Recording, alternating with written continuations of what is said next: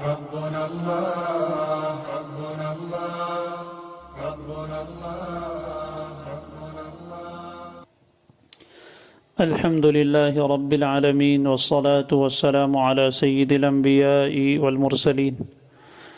ترمذی شریف میں نبی اکرم صلی اللہ علیہ وآلہ وسلم کا یہ ارشاد بیان کیا گیا ہے کہ جو کوئی شخص اللہ تعالیٰ سے اپنے گناہوں کی مغفرت ان الفاظ سے طلب کرے: استغفر اللہ الذی لا الہ الا ہو الحی القیوم واتوب الیہ، تو اس کے سب گناہ معاف کر دیے جاتے ہیں، اگرچہ وہ انسان میدان جنگ سے پیٹھ پھیر کر بھاگ آیا ہو۔ معلوم ہونا چاہیے کہ میدان جنگ سے پیٹھ پھیر کر بھاگنا یہ بہت بڑا گناہ ہے، کبیرہ گناہ ہے۔ اللہ تعالیٰ اس استغفار کی برکت سے اتنا بڑا گناہ بھی معاف فرما دیتے ہیں۔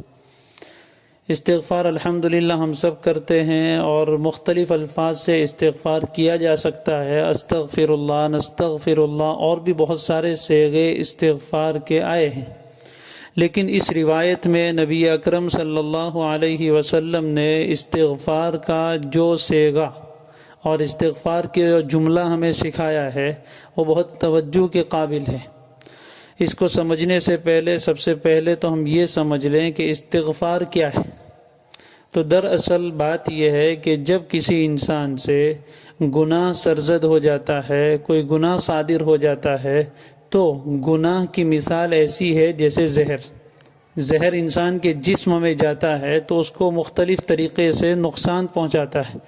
اسی طرح جب بھی کوئی گناہ چھوٹا یا بڑا انسان سے سرزد ہو جاتا ہے تو اس کے نقصانات انسان کو دنیا میں بھی پہنچتے ہیں اور آخرت میں بھی پہنچتے ہیں۔ جسمانی اعتبار سے بھی اس کے نقصانات ہیں اور روحانی اعتبار سے بھی اس کے نقصانات ہیں۔ جن نقصانات میں سب سے بڑا نقصان اللہ تعالیٰ کی ناراضگی اور اس سے دوری ہے، اور بھی بے شمار نقصانات علماء نے بیان فرمائے۔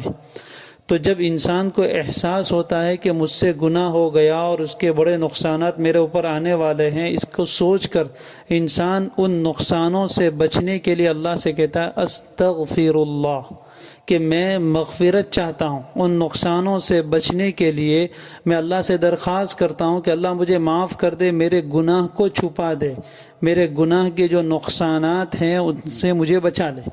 تو استغفر اللہ کا مطلب تو یہ ہو گیا کہ میں اللہ سے مغفرت چاہتا ہوں، اور مغفرت کے معنی ہے چھپانا، گناہ کو مٹانا، اس کے نقصانات اور اس کے اثرات سے بچا لینا۔ اب اتنا تو ہو گیا، لیکن اس سے آگے جو آپ علیہ السلام نے فرمایا الذی لا الہ الا ہو، یہ سمجھنا ہے کہ استغفار اور توحید ان دونوں میں بڑا گہرا تعلق ہے۔ قرآن مجید میں بھی کئی جگہوں پر استغفار کو اور توحید کو ایک ساتھ بیان کیا گیا ہے۔ تو فوراً میں اس اللہ سے معافی چاہتا ہوں، اس اللہ سے مغفرت چاہتا ہوں جس کے سوا کوئی عبادت کے لائق نہیں۔ تو گناہ کا نقصان یہ تھا کہ اللہ ناراض ہوتے تھے، اللہ سے دوری ہوتی تھی۔ گناہ اللہ کو ناراض کرنے والا ہے، اور توحید اللہ تبارک و تعالیٰ کو خوش کرنے والی سب سے بڑی چیز ہے۔ تو بندہ جب اللہ سے معافی مانگنے آتا ہے تو اللہ کو یاد کرتا ہے اس کی سب سے بڑی صفت کے ساتھ کہ اس کے سوا کوئی معبود حقیقی نہیں ہے، وہی ایک معبود ہے، اس کے سوا کوئی عبادت کے لائق نہیں۔ تو اللہ تعالیٰ کو خوش کرنے والی چیز توحید ہے۔ اس توحید کے بارے میں تو فرمایا گیا کہ جو آدمی اخلاص کے ساتھ لا الہ الا اللہ کہے اس کے سب گناہ معاف کر دیے جاتے ہیں، اس لیے کہ اللہ کو خوش کرنے والی چیز ہے۔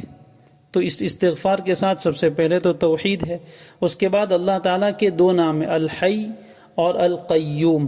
الحی کے معنی جو خود سے زندہ ہو، جو ہمیشہ سے زندہ ہو، ہمیشہ زندہ رہنے والا ہو، جس پر کبھی فنا نہیں ہے، اور جو سب کو حیات اور زندگی دینے والا ہے۔ اس اللہ کے نام کی خصوصیت یہ ہے کہ جس کی برکت سے تمام مردہ چیزوں کو حیات اور جان ملتی ہے۔ تو گناہ کا ایک بڑا نقصان یہ ہے کہ اس سے دل پر مردنی چھا جاتی ہے، دل مردہ ہو جاتا ہے۔ تو اللہ کو اس نام سے یاد کیا کہ الحی، گناہ کرنے کی وجہ سے میرے دل میں جو مردنی چھا گئی تھی، اللہ اس کو دور کر دیجئے اور میرے دل کو دوبارہ زندہ کر دیجئے۔ دل مردہ دل نہیں ہے، اسے زندہ کر دوبارہ۔ اور القیوم کے معنی ہے سب کو تھامنے والا۔ آئندہ بھی میں اپنے آپ کو گناہ سے نہیں بچا سکوں گا، آپ اگر مجھے تھام لے اور شیطان کو مجھ پر مسلط ہونے سے روک لیں گے تو میں گناہ سے بچ پاؤں گا۔ اس لیے القیوم بھی اللہ کا نام ذکر کیا کہ آئندہ بھی مجھے آپ ہی گناہ سے بچانے والے ہیں۔ اور اس کے بعد فرمایا وَأَتُوبُ إِلَيْهِ، اور میں آپ ہی کی طرف توبہ بھی کرتا ہوں، یعنی آئندہ نہ کرنے کا پکا ارادہ کرتا ہوں۔